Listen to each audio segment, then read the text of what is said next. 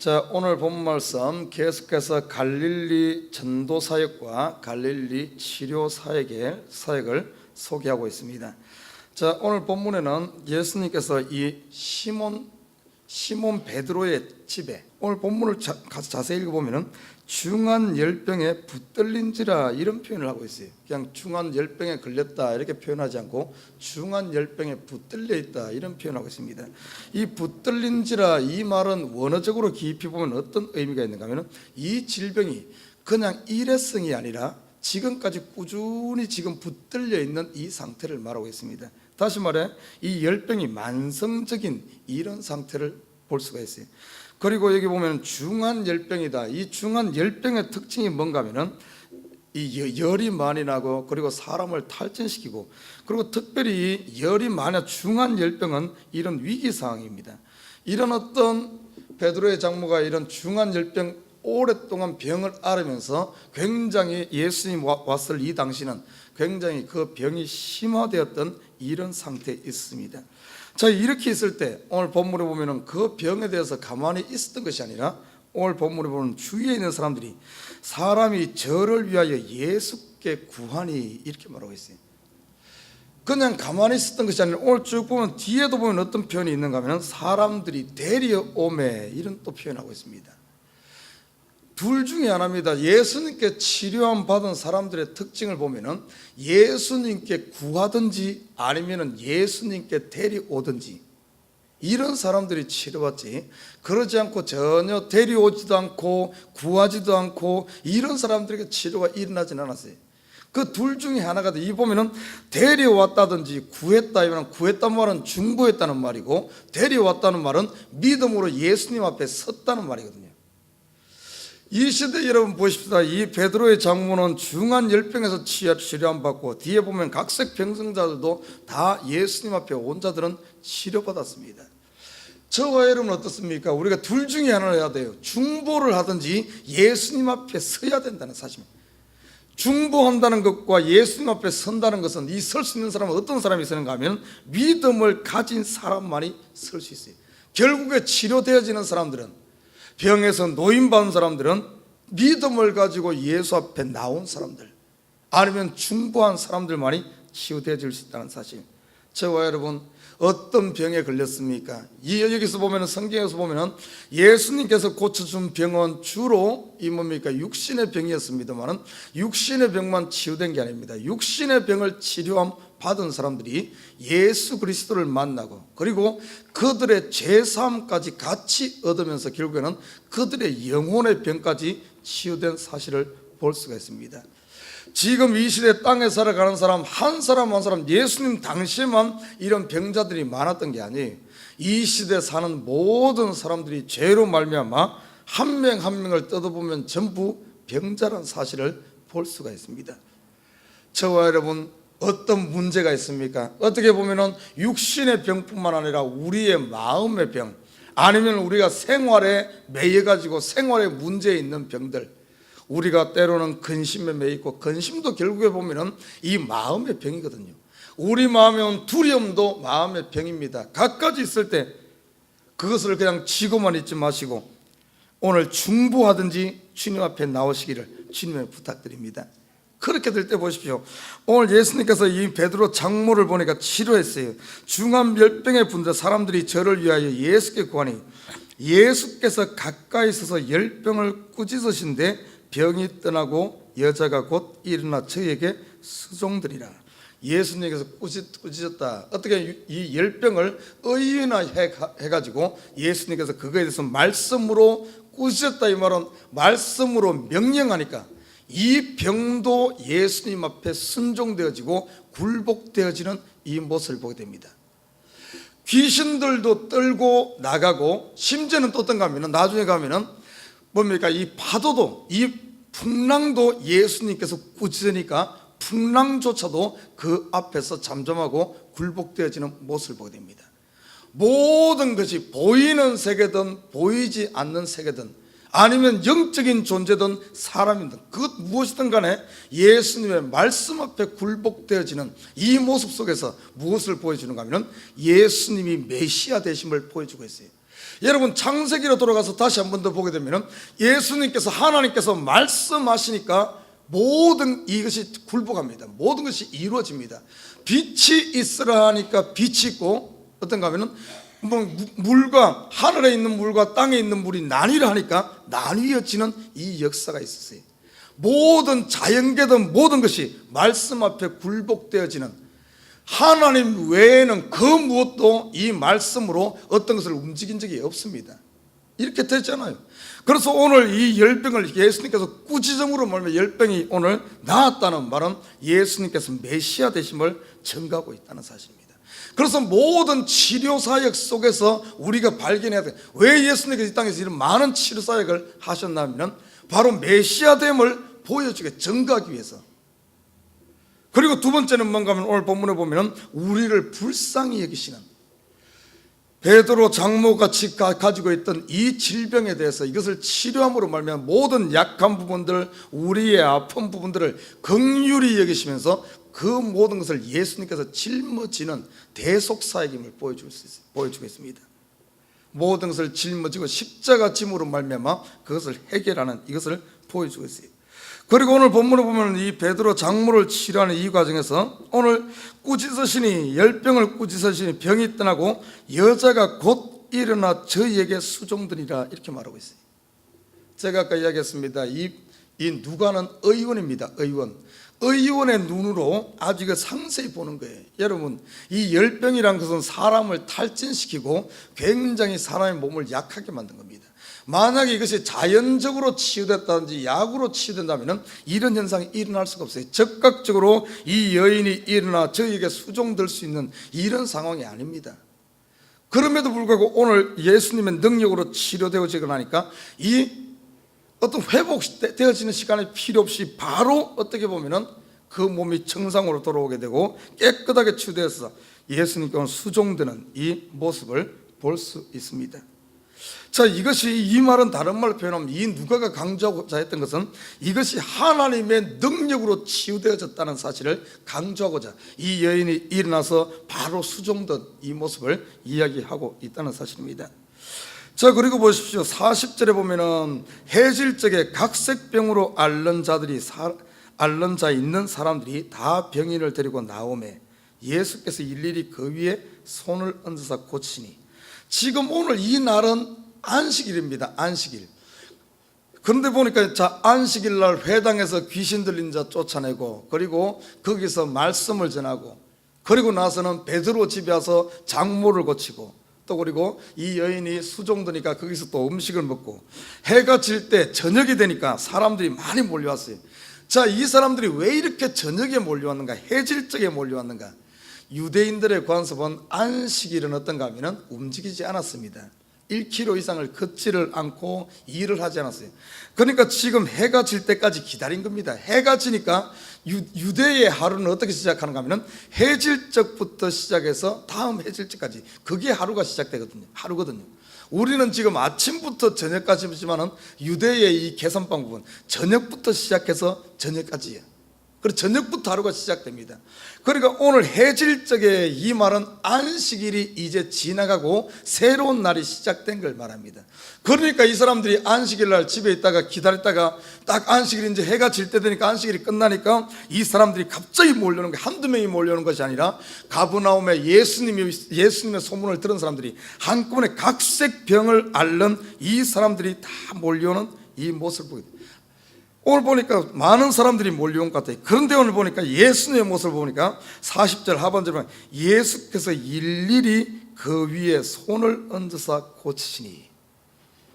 참, 이 세밀한 일일이 다 손을 얹어서, 거기에는 그 당시 관습이 어쩐 줄 압니까? 귀신 들린 자든지 병든 자들은 특별히 병도 어떤가 하면 병에 따라 달라요.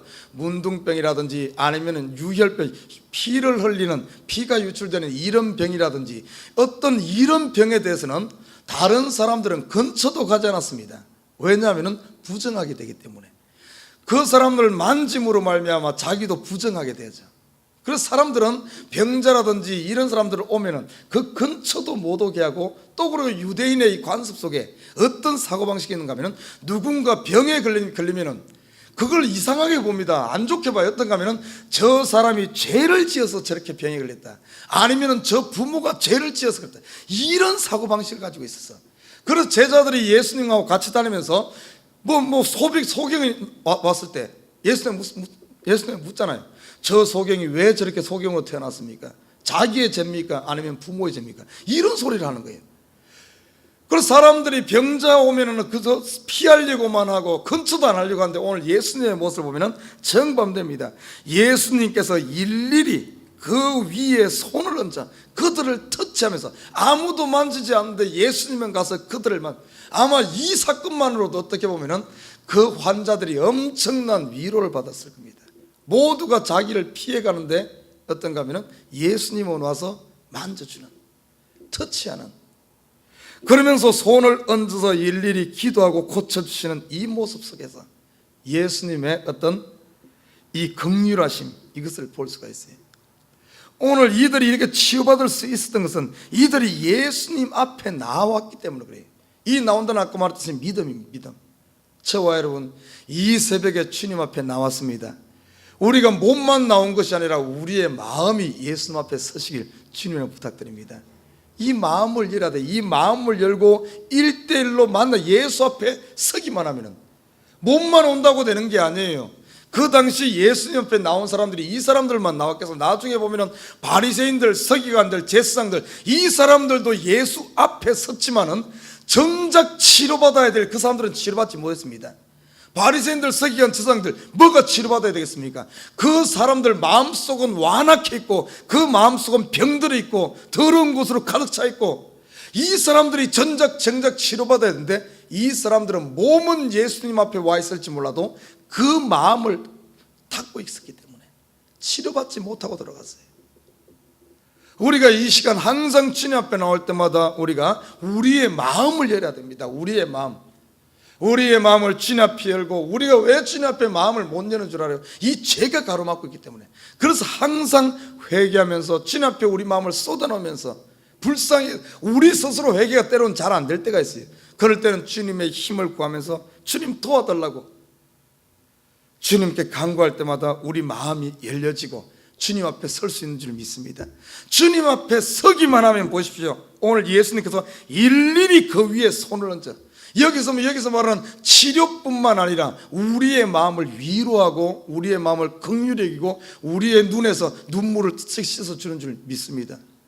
그리고 이들 가운데 이런 육신의 치료뿐만 아니라 영혼의 치료까지 일어나는 이런 모습을 보게 됩니다.